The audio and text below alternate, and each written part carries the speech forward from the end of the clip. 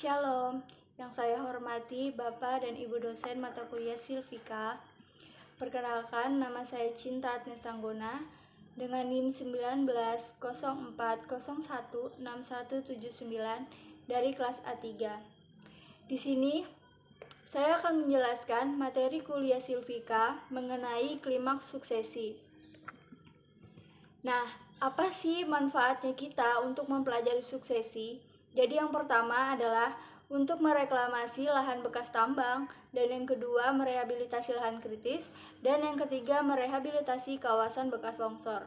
Selanjutnya saya akan menjelaskan apa sih pengertian dari suksesi tersebut. Jadi, suksesi adalah rangkaian perubahan-perubahan yang terjadi dalam masyarakat tumbuh-tumbuhan sesuai dengan habitatnya. Jadi, suksesi tumbuhan sendiri memiliki arti yaitu penggantian suatu komunitas tumbuhan oleh tumbuhan lain. Adapun dua jalan suksesi, yaitu hidrosere dan xerosere.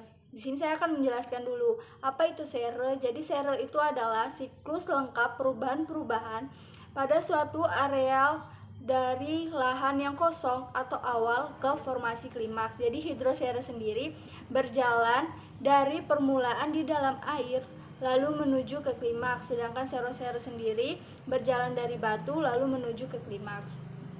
Adapun macam-macam suksesi, yaitu yang pertama suksesi primer dan yang kedua suksesi sekunder.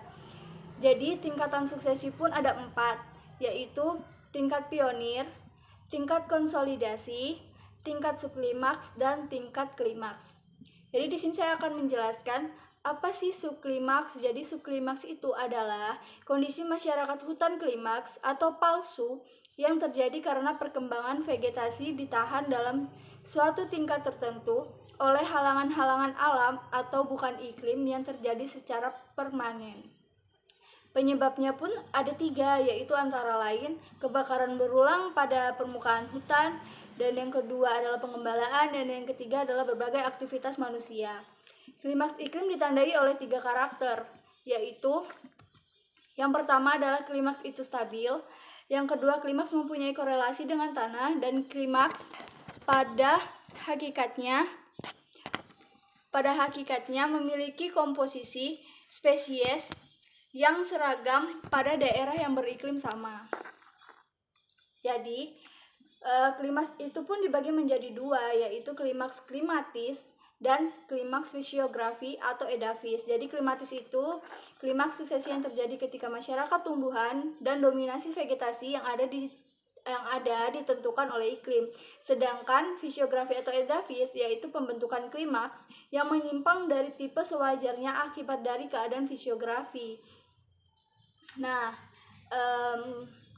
formasi, saya akan menjelaskan apa itu formasi. Formasi adalah suatu kelompok tumbuhan atau semisalnya adalah hutan atau padang rumput yang mempunyai sifat fisionomis yang pasti.